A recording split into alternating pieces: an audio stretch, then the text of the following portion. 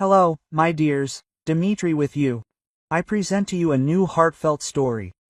Andrei Volkov burst into the apartment waving a medical report that he had received an hour ago from a corrupt doctor for an astronomical bribe.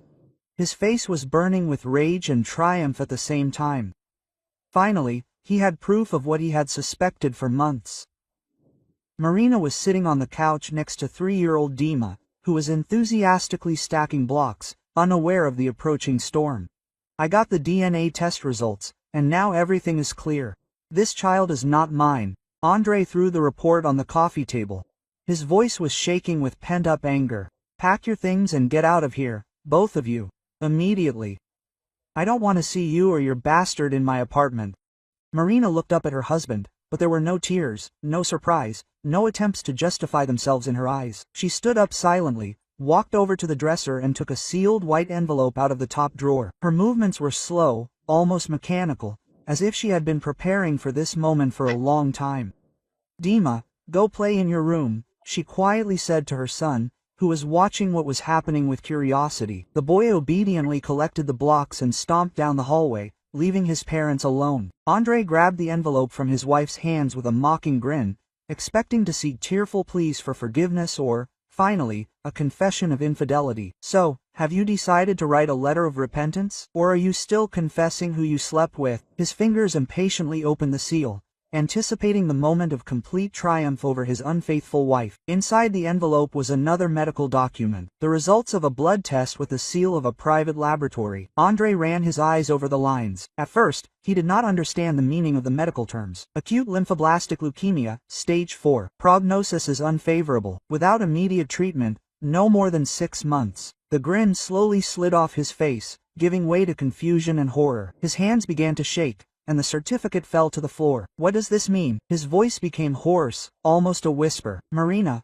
what kind of paper is this? These are Dima's examination results, which I received a month ago when I noticed that he had become lethargic and often got sick. Marina spoke evenly, without emotion, as if reading a weather report. Our son has blood cancer. The last stage. Andrei collapsed on the sofa, feeling the ground slipping out from under his feet. His own fake certificate lay nearby on the floor. A pitiful piece of paper, which now seemed like a monstrous mockery of fate. It can't be, this is a mistake. I need to retake the tests, see other doctors. I have already consulted 3 oncologists. The diagnosis was confirmed everywhere. Marina picked up her son. The boy came back from the room, feeling anxious. We are flying to Germany tomorrow morning. Herman has already transferred money for treatment at the charity clinic. Herman? What Herman? Andrei tried to get up, but his legs wouldn't obey him. Chaos reigned in his head, his son's diagnosis, the name of a strange man, the awareness of his own terrible mistake. My classmate, he lives in Berlin, exports medical equipment. Marina straightened Nadima's jacket, checked if the laces on his shoes were tied. When I found out about the disease, I asked him for help. He organized the treatment and paid all the expenses. Wait, Marina, we can discuss everything. Andrei finally got up from the sofa, holding out his hands to his wife and son. I didn't know. Forgive me. We will find the money. I will sell anything. Marina stopped at the door without turning around. Her voice sounded tired, as if she was saying words that she had rehearsed for many days in a row. 3 months ago, when I first suspected something was wrong, I tried to talk to you. You said you had problems at work and didn't have time to deal with my fabrications. But I didn't know it was that serious. Andrei took 1 step at a time, following his wife to the exit. If you had explained, 2 months ago I asked you to go with us to the pediatrician. Dima ate poorly and slept constantly. You said it was a common cold and there was no need to panic over every check. Marina turned the key in the lock, opening the door. A month ago, when the test results came, I tried to show you the certificates. You were busy looking for dirt on your own family. The door opened, and the cold October air rushed into the hallway. Dima sleepily pressed himself against his mother's shoulder, not understanding what was happening around him. Marina crossed the threshold, but paused for a moment. The plane leaves tomorrow at 11 a.m. If you want to see your son off, you can come to Domodedovo. Terminal D. Her voice trembled for the first time all evening, but I'm not sure that's a good idea. Marina, wait. Andrei rushed to the door, but it was already closed. The sound of footsteps in the entrance grew quieter and quieter until it dissolved in the hum of the elevator. He was left alone in an empty apartment, holding medical certificates in his hands, the real one and the fake one. The silence pressed on him from all sides. Dima's cubes were scattered on the floor. Half-drunk cups of tea were getting cold on the table. Andrei sank down on the sofa and covered his face with his hands, trying to comprehend the scale of the catastrophe that he had just caused with his own hands. His son was dying. His wife was flying to another country with a man who was able to do what he should have done himself, save the child, and instead of being there at the most terrible moment, he was spending money on bribing a doctor and looking for non-existent betrayals. The phone was lying on the table, but Andrei did not dare pick up the receiver. What could he say? How could he explain to his wife that the DNA certificate was a fake, bought with a bribe? How could he apologize for throwing a dying child out of the house? He picked up the real medical certificate from the floor and reread the diagnosis. The words seemed to be written in a foreign language, but their meaning was clear. There was almost no time left. Every day that he delayed brought his son closer to death. Andrei took out his phone and dialed Marina's number. The long beeps seemed like an eternity, but she did not answer. He tried again and again. On the fourth ring, her tired voice rang out. "What do you need, Andrei? I'm putting Dima to bed. I have to get up early tomorrow. Marina, forgive me. I understand everything. I will find money for treatment, sell my apartment, my car, borrow from friends. Just don't fly away. Give me a chance to fix everything. It's too late. Herman has already paid for everything. The doctors are expecting us tomorrow.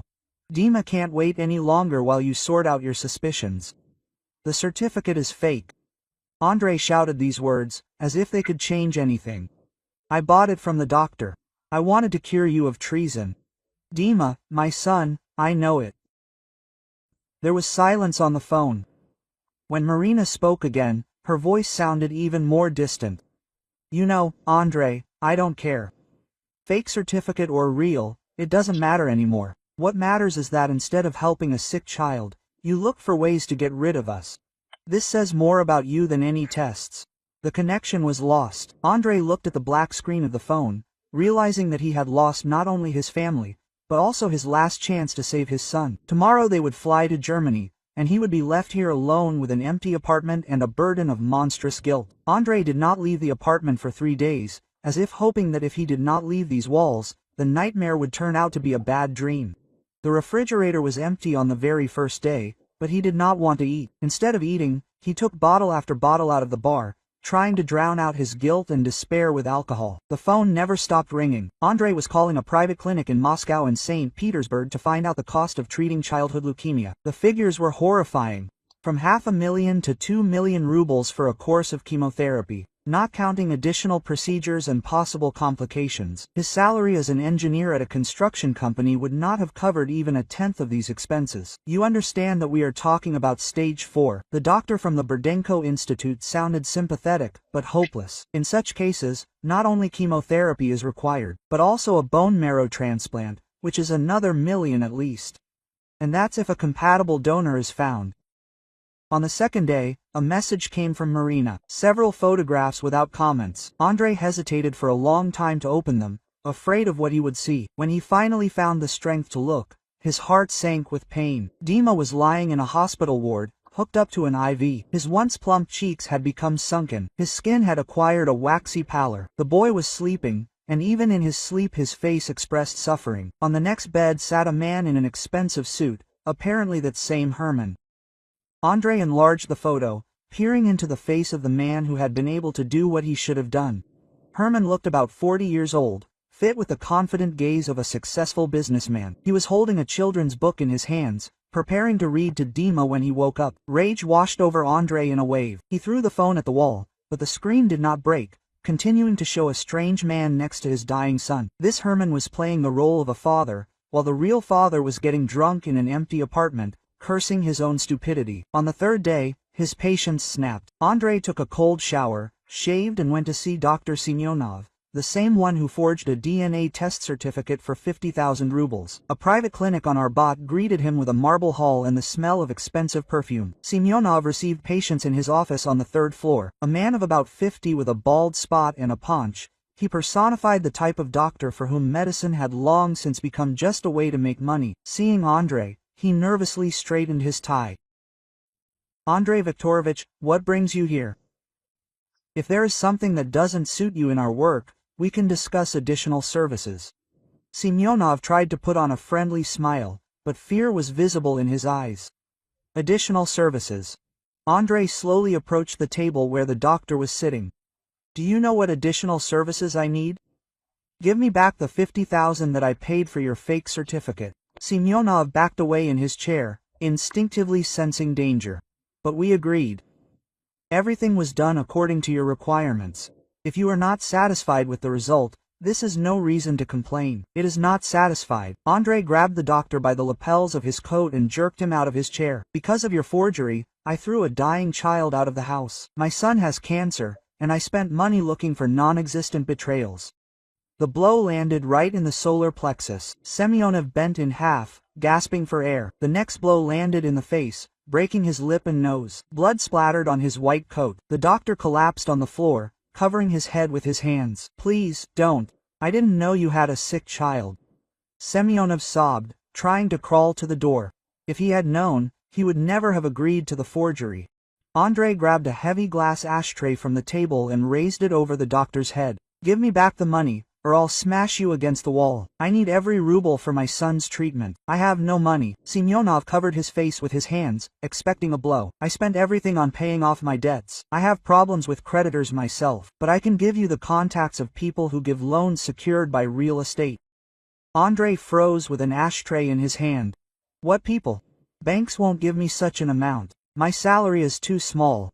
"Not banks, but private investors." Semyonov carefully raised his head, wiping the blood from his broken nose. "They work with real estate, give large sums secured by apartments. The interest rates are high, but you have no other choice." Andrei put the ashtray down, but didn't let it out of his hands. "Give me the contacts and don't let me see you again. If I find out that you're deceiving anyone else with such certificates, I'll come back and finish what I started." Semyonov took out his phone with trembling hands, dictated the number and name. "Ruslan Gajayev.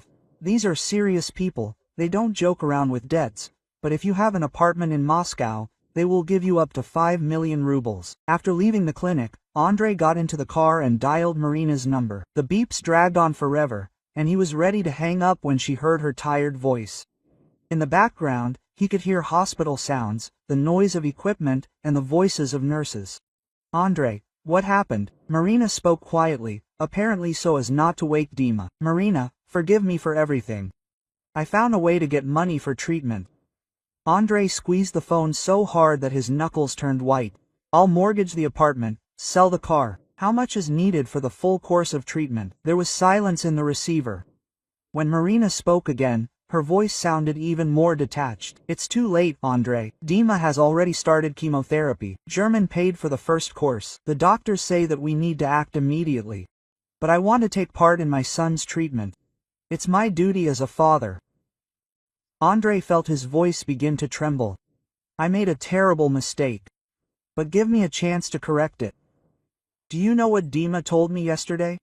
Marina was silent, gathering her strength. He asked, "Why didn't Daddy come with us?" I didn't know what to answer a 3-year-old who didn't understand why he was being jabbed with needles and why he felt so bad. Andrei closed his eyes, feeling tears burning his eyelids. "Tell him that Daddy will come soon, that I will find the money and stay with him until he gets better. He only falls asleep when Herman reads him fairy tales." Marina's voice became very quiet. "Dima had gotten used to it more in these 3 days than he had to you in the last 6 months. Think about it."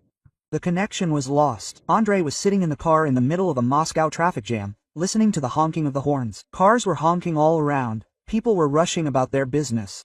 Life went on, and somewhere in a German clinic, his 3-year-old son was fighting for life surrounded by strangers. He took out a piece of paper with Ruslan Gadzhev's number and stared at the numbers for a long time. Getting involved with such people meant entering a world from which it was not so easy to escape. But there was no choice. Time was working against Dima, and every day of delay could be his last. Andrei dialed the number. After the third ring, a low voice with a Caucasian accent answered. "Hello, I'm listening. My name is Andrei Volkov. They gave me your number. They said that you give loans secured by real estate. I urgently need money for my child's treatment." "Got it. Let's meet tomorrow at 2 p.m. I'll send you the address in an SMS. Come with your apartment documents and passport. And no nonsense, we are serious people. The phone went dead.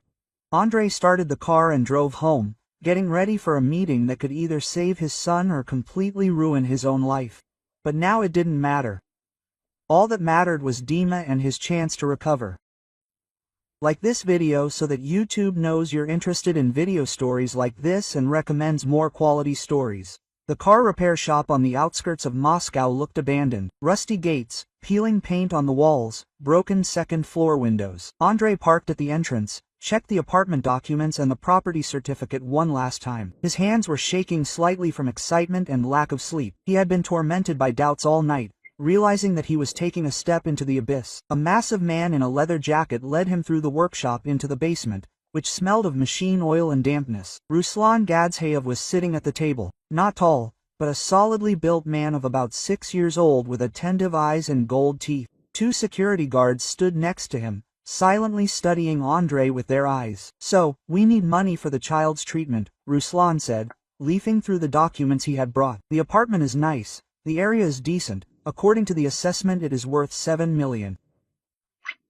How much do you need?" Andre swallowed, feeling his throat go dry. 5 million rubles. Maybe a little more. If additional procedures are needed, I am ready to mortgage the apartment at any interest rate. Any interest rate? It sounds good. Ruslan grinned, showing off his gold crowns. But I am a fair person. 200% per annum, repayment in a year. You won't return it. The apartment is transferred to me. 200% is fine. Andre quickly calculated in his head. In a year, the debt will grow to 15 million. This is robbery in broad daylight. For that kind of money, you can buy 3 such apartments.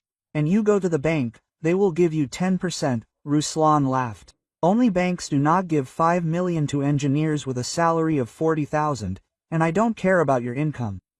I have the apartment as a guarantee. Andre understood that he was trapped, but he had no choice. Every day of delay brought Dima closer to death, and the German doctors demanded immediate payment for continued treatment. Okay, I agree. When can you give me the money? I'll give you 2 million in cash now, and I'll transfer the rest tomorrow regarding the clinic. Ruslan nodded to one of the guards, and he brought a black sports bag.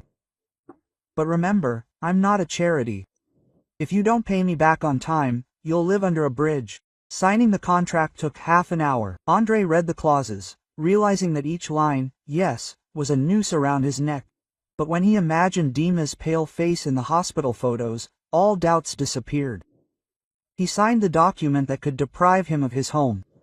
Andre transferred the money to the German clinic that same day. His hands were shaking as he entered the details on the bank's website. 2 million rubles disappeared from the screen in a few seconds. Immediately after the transfer, he called Marina, hoping to hear at least a hint of gratitude in her voice. "Andre, thank you for the money," Marina said, but her voice sounded tired. "The doctors say that this will be enough for 2 weeks of treatment, but Dima does not tolerate chemotherapy well." He began to vomit heavily and his temperature rose. "What does this mean?" Andre felt his blood run cold. The doctors said that chemotherapy would help. They want to change the treatment protocol, use softer drugs, but it is more expensive and will take longer. Marina was silent, and the sounds of a hospital could be heard in the receiver. "We need at least another 3 million, or better yet, 5. 5 million? Andre sat down on the sofa, feeling his legs buckle. "But I have already mortgaged the apartment, there is nowhere else to get it. Then I will ask Herman to pay extra." Marina's voice became even more detached. He had already agreed, if necessary. He has money, and he does not bargain when it comes to the life of a child. The connection was interrupted, leaving Andre alone with the realization of his own helplessness. He mortgaged the only real estate, got into debt with dangerous people, and still did not have enough money. Herman easily paid millions more without blinking an eye. The next day, Andre began selling off his property. He managed to sell the car for 800,000, less than he expected, but the buyer paid in cash and did not ask unnecessary questions. The Swiss watch, a gift for his 30th birthday, went for 150,000, to a pawn shop. He twisted the gold wedding ring in his hands for a long time before taking it to the buyer. 20 grams of gold was valued at 30,000 rubles. The seller indifferently threw the ring into a box with other jewelry, not caring about its history. The TV, washing machine, refrigerator, everything went from his hands for pennies. By the end of the week, Andrei had collected another 5 million, but this was sorely not enough. The apartment turned into an empty box with bare walls and a minimum of furniture. In despair, he decided to turn to Oleg Kramerov, to his former partner in the construction business, with whom they had split up 3 years ago due to financial disagreements. Oleg had built a successful company, lived in a mansion in Barvika and could easily lend the required amount. Oleg's office was located in the business center on Belaruskaya. Andrei waited in the reception area for 2 hours before the secretary deigned to report his visit. Oleg received him in an office with panoramic windows and expensive mahogany furniture. "Andreyuka, what brings you here?" Oleg did not get up from his desk, but merely nodded toward the chair opposite. "I heard you have problems in the family. They say your wife and child have left for Germany. My son has cancer, Oleg. Stage 4 leukemia." Andrei clenched his fists, forcing himself to speak calmly. "I need money for treatment.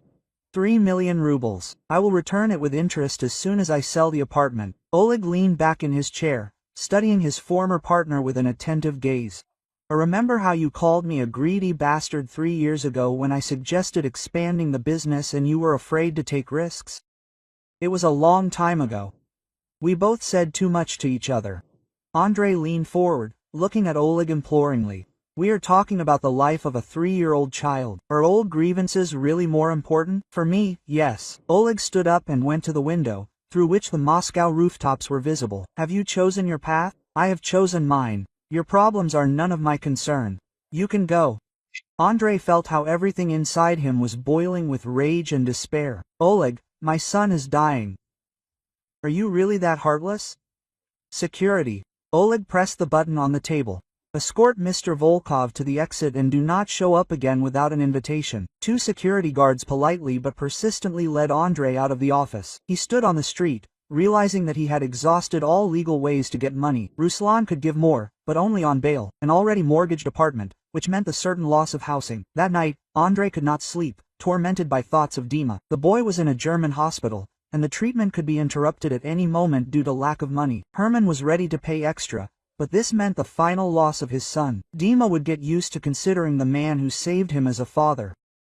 By 3 a.m., Andrei made a decision that would change his life forever. He got dressed, took tools from the garage and went to Oleg's office. The security guard at the business center was asleep, the video cameras were not working, the building was old and not very secure. The lock on the office door gave in after half an hour. Andrei turned on the flashlight on his phone and went to the safe, which he remembered from the time of the partnership. The combination had not changed. Oleg was always conservative in such things. The safe contained documents, jewelry and packs of euros. Andrei counted the money, exactly 50,000. This would be enough for a month of treatment, Dima, maybe more. He took the money, leaving a receipt in its place promising to repay the debt. Leaving the office, Andrei understood that he had crossed the line where another life begins. He became a thief who stole money from a former friend, but when he imagined Dima's face, all doubts disappeared. For his son's sake, he was ready to do anything. In the morning, he would transfer the money to the clinic and buy a ticket to Berlin. It was time to see his son himself and try to get his family back before it was too late. Herman could pay for the treatment, but a real father should be there in the most difficult moments. Andrei stood in line at check-in at Domodedovo Airport, clutching a ticket to Berlin in his hands. He had already transferred the stolen 50,000 euros to the German clinic that morning, and the remaining money was in his jacket pocket. Around him again were passengers with suitcases, but he was flying light, with only his documents and a desperate hope of seeing his son. Andrei Viktorovich Volkov, a man in civilian clothes, came up from behind, showing ID. "Colonel Morozov, Criminal Investigation Department. You are under arrest on suspicion of theft. Please follow me without making unnecessary noise." The second operative stood on the other side, cutting off the escape route. The passengers looked around curiously at what was happening, but quickly lost interest and returned to their business. Andrei realized that it was useless to resist. Oleg was faster and filed a report with the police. "This is a misunderstanding, officer. I did not steal, I borrowed from a former partner." Andrei tried to remain calm, but his hands were shaking treacherously. "My son is dying in Berlin. I need to get to him. You will give all explanations to the investigator." The colonel took Andrei by the arm, directing him to the exit of the terminal. In the meantime, while you are on your way to the temporary detention center, Oleg Viktorovich Kramerov filed a report of the theft of 50,000 euros from a personal safe.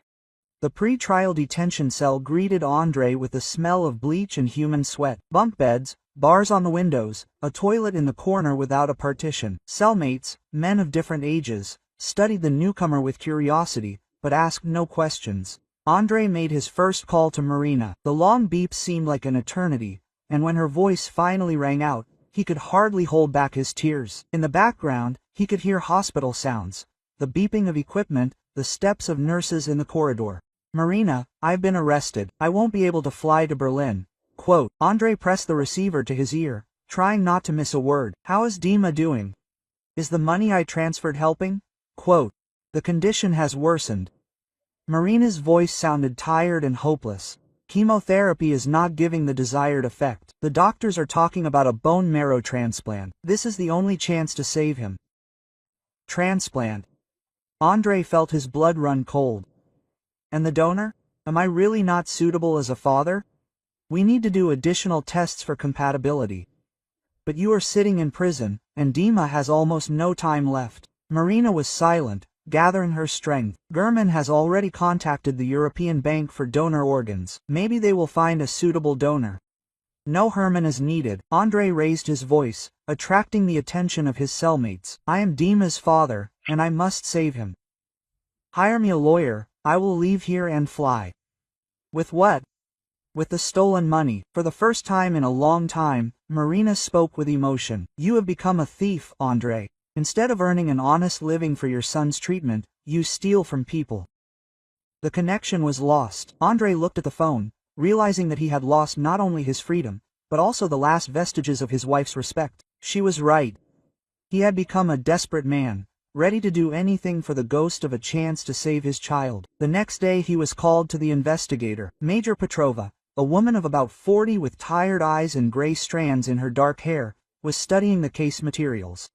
On the table lay photographs of the broken safe and the receipt that Andrei had left instead of money. "A beautiful story with a dying child," Petrova said, without looking up from the documents. "But the law is the same for everyone. Theft is theft, no matter how noble the motives for justifying it. I left a receipt. I was going to return the money with interest." Andrei leaned forward, looking imploringly at the investigator. "My son is really dying. You can check in a German clinic." They checked. Petrova opened another folder, took out medical certificates. "The diagnosis is confirmed. The condition is serious, but this does not give you the right to steal. I have a proposal. Admit guilt, and I will petition for a suspended sentence." "A suspended sentence?" Andrei jumped up from his seat, but the guard gestured for him to sit back down. "I need to be with my son. Every day of delay could be the last. Then look for a way to return what was stolen and receive forgiveness from the victim." Petrova closed the folder, making it clear that the conversation was over. "Without this, the maximum term is 5 years in a maximum security penal colony." In the evening, an unexpected guest came to Andrei's date. Ruslan Gadzhayev sat on the other side of the glass partition, carefully studying his debtor. His gold teeth gleamed in the light of the dim lamp, and his eyes remained cold and calculating. Quote, "What a meeting," Ruslan said, picking up the phone. "My debtor is in prison, and the debt hangs. How are you going to sell the apartment now if you yourself are behind bars?" "Ruslan, give me some time." Andrei squeezed the phone so hard that his knuckles turned white. "I'll find a way to get the money back, but I need to get out of here first. Time, money. And money likes to be counted. You have a month from the date of signing the contract. You won't give it back? The apartment is transferred to me according to all the documents." Ruslan grinned, showing off his gold crowns. "And if you try to deceive me, you won't be the only one with problems." "What do you mean?" Andrei felt a chill run down his spine. "My family is in Germany. They have nothing to do with our contract. I have long arms, Volkov. And there are people in Germany who work for money." Ruslan stood up, ending the conversation. "A month. This is final. Then troubles will begin for everyone you care about." The next day, a lawyer came, a young man in a cheap suit, clearly one of those appointed for poverty. He studied the case materials and shook his head, making it clear that the prospects were bleak. Quote, Oleg Kramerov is ready to withdraw the statement, the lawyer said, leafing through the documents, but only on the condition of compensation for double damages, 100,000 euros plus moral damages. Another 50,000 rubles. 100,000 euros. Andrei laughed bitterly. I don't have even a tenth of this amount. I spent everything I had on my son's treatment or pawned it with creditors. Then get ready for court. The lawyer closed the folder, making it clear that the conversation was over. With such an amount of damage, they will give at least 3 years. Taking into account the aggravating circumstances, maybe more. At night, Andrei lay on the bottom bunk, listening to the screams of his cellmates and thinking about Dima. Somewhere in a German hospital, his 3-year-old son was fighting for his life, and he could do nothing to help. Herman replaced him not only as a sponsor of the treatment, but also as a father figure. Time was working against them all. Every day in prison brought the moment closer when Ruslan would take the apartment, and Dima could not wait for a suitable donor. Andrei understood that he had backed himself into a corner from which there was no escape. In the morning he was called to the investigator again. Petrova looked even more tired. There was a third cup of coffee on the table. She was studying some new documents, from time to time making notes in the margins. Quote, I have news for you, she said, without looking up. Oleg Kramerov agreed to lower his demands. Instead of 100,000 euros, he was ready to accept 50,000 rubles in compensation. 50,000? Andrei couldn't believe his ears. But that was 10 times less. Why did he agree to such conditions? Apparently, his conscience had woken up. Petrova finally looked up at Andrei, found out about your sick son and decided not to finish him off completely. But the money was needed within a week. Otherwise the offer was withdrawn. Andrei understood that this was his last chance. 50,000 rubles was a large sum, but not astronomical. Maybe he could borrow from friends or sell his last things. The main thing was to get out of prison and get to Berlin before it was too late. I agree to these conditions, he said, feeling his soul become a little lighter. Give me a week and I'll find this money. We'll see. Petrova closed the folder and called the guard. In the meantime, get ready for the fact that time is running out. Both your son and your creditors have a limited patience. If you like this story, subscribe to the channel so you don't miss new videos. Andrei was released from the temporary detention center a week later, having signed a written undertaking not to leave and an obligation to appear in court. He was able to collect 50,000 rubles in compensation by selling his mother's last jewelry and borrowing from former colleagues. Oleg unexpectedly softened and agreed to withdraw the statement, but refused to meet in person. The apartment greeted him with dead silence and a musty smell. During his absence, death seemed to have settled here.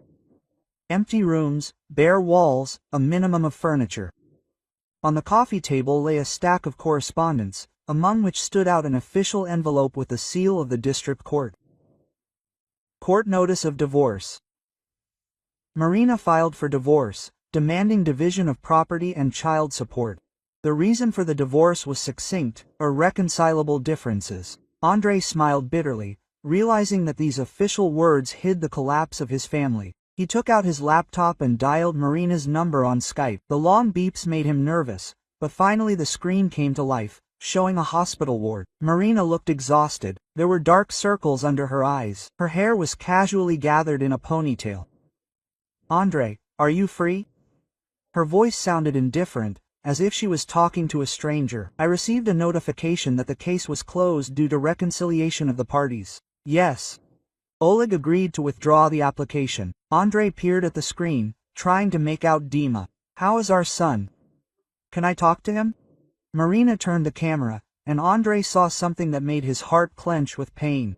On the hospital bed lay the boy he had been with. I found out with difficulty. Dima had lost so much weight that his skin was stretched tightly over his bones, and there was no trace left of his once thick, curly hair. Dad! Dima weakly turned his head toward the camera, and Andrei saw huge eyes in a sunken face. Why don't you come? Uncle Herman reads me fairy tales. Where are you? Andrei closed his eyes, feeling the tears burning his eyelids. I'll be there soon, son. Dad makes important decisions so that you can get well soon. You hold on, okay? It hurts, Dad. Dima extended his thin hand toward the screen. When I get injections, I think about you. Uncle Herman says that I'll be healthy soon. Marina turned the camera back toward herself, and Andrei saw tears in her eyes. Chemotherapy doesn't help, she said quietly, so that Dima wouldn't hear. The doctors insist on a bone marrow transplant. This is the last chance. And the donor? I'm the father, I have to come over. Andrei leaned toward screen, as if that could bring him closer to his son. Why don't they do compatibility tests? Because you're not around. Marina wiped her tears with the back of her hand, and Herman had already taken the tests. If he's a suitable donor, he'll officially adopt Dima after our wedding. Wedding? Andrei felt the earth slipping out from under his feet. What wedding? We just filed for divorce. I filed papers to change Dimi's surname to Muller. Marina's voice became harsher. Herman is ready to give him not only treatment, but also a future. A good education, stability, love. Something you couldn't provide. He's not Dima's father. Andrei slammed his fist on the table. Why did the laptop jump? I'm ready to do anything for my son. I'll sell the apartment and find money for treatment. With what money? With the money I stole from Oleg. Marina shook her head. Dima is more used to Herman than to you. He falls asleep holding his hand and wakes up smiling when he sees him.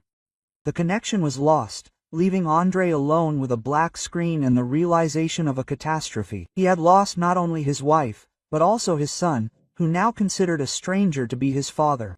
Herman had given Dima what he could not, unconditional love and care at the most terrible moment of his life. In the evening, the doorbell rang. Andrei opened it, expecting to see the postman or neighbors, but three men in leather jackets stood on the threshold. He recognized them immediately, Ruslan's people, whom he had seen in the basement of the auto repair shop. Andrei Viktorovich, we have come to you on business. The eldest of the three, a man with a scar on his cheek, smiled politely. Ruslan Magomedovich asked me to tell you that the return deadline is long overdue, the day after tomorrow. I know about the deadline. Andrei tried to close the door, but the man put his foot on the threshold. I have 2 more days according to the contract. A contract is a contract, but life is life. The second of those who came, a young guy with tattoos on his hands, cracked his knuckles. Fingers. Ruslan Magomedovich does not like being deceived. I do not deceive. I will find the money and repay the debt. Andrei felt his voice begin to tremble. I need a little more time. Time is up. The man with the scar pushed the door, and all three entered the apartment. Ruslan Magomedovich relays, either 15 million on the table, or you sign the documents for the apartment voluntarily. The blow landed in the solar plexus, forcing Andrei to double over. The next blow landed in the kidney, from which he fell to his knees. The men worked professionally, hitting painfully, but so as not to leave serious injuries. Quote, "This is a warning," said the elder, when Andrei was lying on the floor, gasping for air. "We'll be expecting you at Ruslan's tomorrow evening. Either with the money or with the documents for the apartment. There's no third option." After they left, Andrei lay on the floor for a long time, feeling how his whole body ached. His ribs ached. Every time he breathed, there was a taste of blood in his mouth. He understood that the next visit would be his last. Either he would find a way to repay the debt, or he would be left homeless. Somehow getting up, he dragged himself to the neighbor's door and rang the bell. Valentina Petrovna, a pensioner from the neighboring apartment, opened the door and gasped when she saw his condition. She dragged Andrei into her room, sat him down on the sofa, and began to treat his wounds. "My God, Andriusha, what happened to you?" Aunt Valia washed her split lip with hydrogen peroxide. "Could it be because of the debts? I told you, don't get involved with people like that." "I don't know what to do, Aunt Valia." Andrei winced in pain, but allowed the woman to treat his wounds. "My son is dying in Germany, my wife is marrying someone else, and the creditors are demanding money that I don't have." Valentina Petrovna shook her head, taking bandages out of the first aid kit. She had lived in the neighboring apartment for 20 years. She remembered Andrei as a boy. She saw his wedding with Marina and the birth of Dima. "Listen, do you read the newspapers?" She bandaged his broken knuckles. "Yesterday, Oleg Kramerov, your ex-partner, died in a car accident. He crashed on Rublyovka. They say he was speeding. Oleg died." Andrei raised his head, not believing what he heard. "When did this happen?" "The night before yesterday." Aunt Valia took out a fresh newspaper and showed a note in the crime section. "The car crashed into a tree at 120 kilometers per hour. The driver died on the spot." Andrei read the note, feeling a strange mixture of grief and relief. Oleg was a cruel but fair man. In the last days of his life, he showed mercy, agreeing to symbolic compensation instead of ruinous demands. Maybe it's worth going to the funeral? Aunt Valia was making tea, trying to distract Andre from gloomy thoughts. After all, you worked together for so many years. And then, maybe the widow will say something useful. Andre nodded, realizing that he had nothing to lose. Tomorrow was Oleg's funeral. The day after tomorrow a visit to Ruslan empty-handed. Between these events lay a fine line between hope and final collapse. But while he was alive, you need to fight for your son and for the right to be called his father. I recommend listening to these two stories that you see on the screen. I'm sure you'll like them, and in the comments to this video you will find a link to a selection of the best stories from all over the internet. Thanks for watching.